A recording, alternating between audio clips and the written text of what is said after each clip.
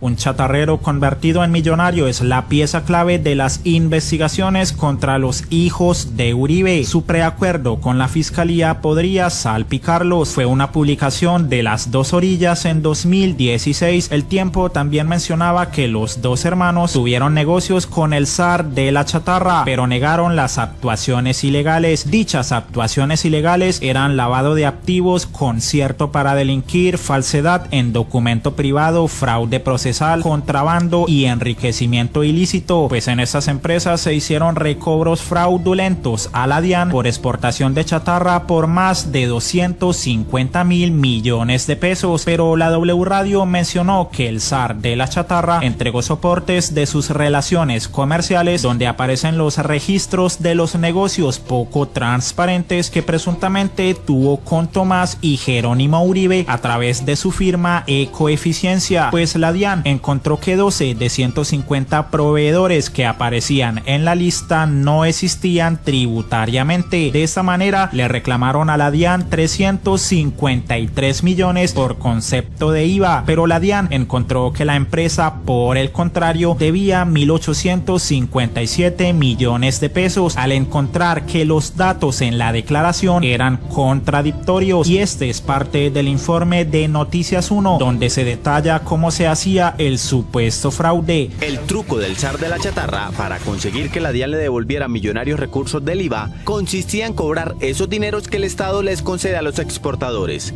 Al revisar la última declaración de renta de Ecoeficiencia en 2010, la DIAN se centró en presuntas irregularidades en ella. Estas fueron las que mandó a la fiscalía. Entre los hallazgos, encontró que 12 de los 150 proveedores de Ecoeficiencia no existían tributariamente. Después, ubicó a 4 de ellos que, interrogados sobre sus vínculos comerciales, afirmaron que nunca habían hecho negocios con la empresa de los Uribe Moreno. Uno de ellos, Carlos Alberto Hincapié Ospina, fue requerido por la DIAN para que pagara los impuestos en mora de un negocio de 338 millones de pesos con Ecoeficiencia. Hincapié Ospina dijo que no sabía de qué le hablaban. Sírvase indicar a qué se dedicaba usted para el año 2010. ¿Cuál era su actividad económica? Ayudante de ventanería. ¿Qué tipo de vínculo tiene usted con la sociedad de Ecoeficiencia SAS? Nunca nada. Jamás en mi vida he tenido un vínculo con ellos, ni de trabajo ni de nada. Yo fui a la DIAN en la calle 68 a mirar el estado de mi RUT. Fue cuando me encontré con la sorpresa que a mí por facturación me habían pagado cerca de 800 millones de pesos. Otro supuesto contratista de Ecoeficiencia era Juan Miguel Escobar Sánchez, quien figuraba en los asientos contables vendiendo 503 millones de pesos en chatarra a esa firma, según 5 cheques presentados como soporte por la defensa de los Uribe Moreno. Sírvase informar cuál ha sido la venta de material más costosa que ha tenido. Pues yo saqué un material del barrio Laurel de un cura de una iglesia y fue de 800.000 pesos. Ahora vengamos al presente, pues el señor José Cuesta Novoa, concejal de Bogotá, denunció que la administración de Carlos Galán promueve la economía lineal para favorecer a los privados en detrimento de Basura Cero, cuyo epicentro son los recicladores. Esto dijo: Basura Cero tiene que reivindicar el movimiento social de los recicladores e incorporarlos en la cadena económica del aprovechamiento ambiental.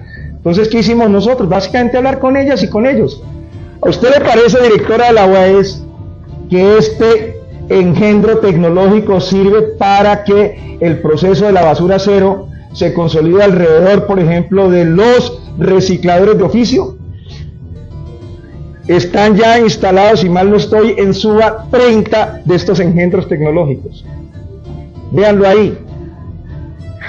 Me estoy refiriendo a unos pequeños contenedores en donde la gente, cualquiera de nosotros, entrega, por ejemplo, el material ya clasificado, por ejemplo, en la blanca, y eso resulta que se va al subterráneo y luego obviamente le depositan la negra, y ya con eso se perdió el trabajo del ciudadano preocupado por razones ambientales en su casa, que le quería dar posibilidades al reciclador para que aprovechara ese tipo de procesos de clasificación pedagógica ambiental.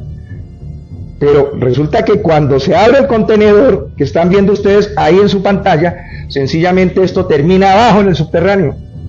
En el fondo, muy elegantemente, como lo hace el neoliberalismo, lo que está generando es un muro no de Berlín, el muro de Bogotá para que sea posible la construcción de la basura cero en Bogotá. Esto es un razonamiento elemental, está ahí, es una prueba. Yo quiero que usted ahora, en el momento en que haga la intervención, nos haga un comentario. ¿Eso es facilitar el trabajo del reciclador?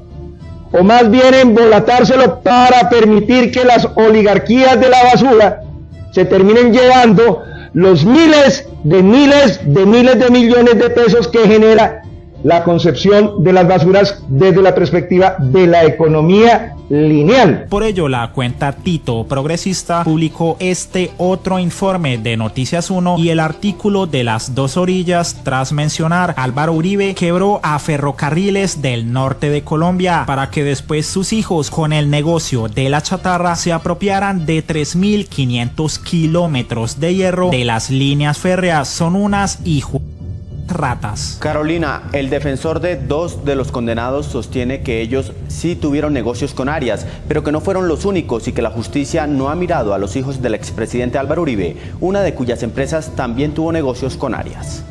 Con penas de prisión entre 28 y 8 años fueron condenadas 7 personas, entre revisores fiscales y representantes legales de empresas que le pedían a la DIAN documentos falsos, devolución de dinero de IVA que supuestamente ellos habían cobrado en negocios de chatarra ficticios. Carlos Alberto Moreno, Norma Faride Quevedo Lastra, Juan Carlos Quevedo Lastra, Hugo Fernando Gravini, Ángela María Peña Duque, Sandra Ospina y Juan Fernando Cernavilla. Estos condenados reportaron millonarios negocios inexistentes con comercializadoras internacionales también inexistentes. Quienes hacían parte de la junta directiva de estas empresas reclamantes de IVA tenían en común representantes legales, contadores y revisores fiscales. El apoderado de dos de los reos, aunque aceptó la culpabilidad de sus clientes, se quejó porque la investigación no llegue a los máximos responsables. Ese desfalco de billones de pesos en contra del fisco de Colombia, de Hacienda y de la DIAN, se la endilgan a personas de un rango social muy bajo, pero los de arriba, nada. El zar de ese negocio de la chatarra, James Arias,